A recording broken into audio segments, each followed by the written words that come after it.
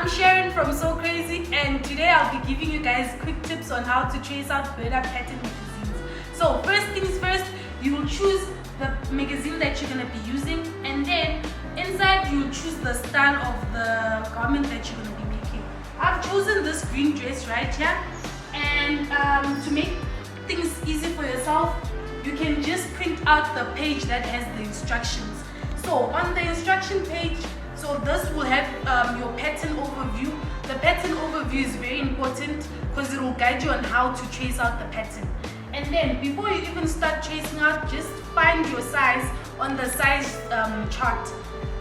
Then on the pattern overview, it will tell you the sizes that the pattern starts from a 34 all the way to a 42.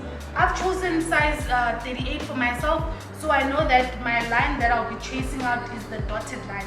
So I've already highlighted that. And then in the middle of the book, there will be the section where there is the patterns, which is 4 sheets from A, B, C, and D. So on my pattern overview here, it says green pattern lines sheet C. So you refer to pattern sheet C, and then on the pattern overview it says green pattern lines sheet C, pattern 1 to 5. So now I'm tracing out a size 38.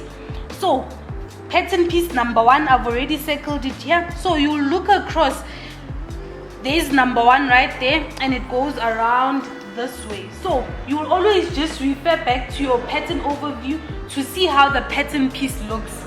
And then once you've got it, then you'll be tracing it in the correct size. So if you're doing a size 38, your line will be that one. So you'll be tracing all around, and then once that's done, you're moving on to the next one. Always just look across. Then for example, pattern piece number 3, it's also right here close to it. So you can already see your green pattern lines all around here.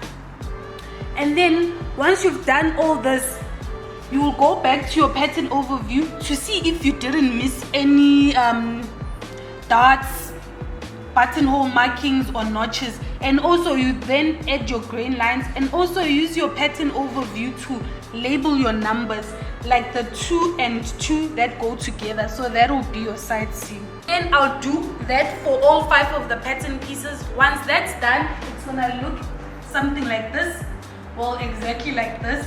And then next step, put in all your information. Also on the patterns there will be markings. These markings, you can look at them close on the pattern overview. Once you've got your markings, for instance your darts, your button stand marking, then you will also include those. And then once that's done, you're gonna add your seam allowance. So when you add your seam allowance, you'll be adding 1 centimeter or 1.5 centimeter or even 2 centimeters, depending on the seam allowance that you prefer. So I've done 1 centimeter, and this is how it looks. And then I've also labeled my patterns. So I've labeled it Burda and the issue date, and then the size that I've traced it out on, and the pattern piece, which is the back, and the cut instructions. So these are very important because when you start cutting, you'll be referring to your cut instructions. And then once this is all done, then you guys are ready to start sewing.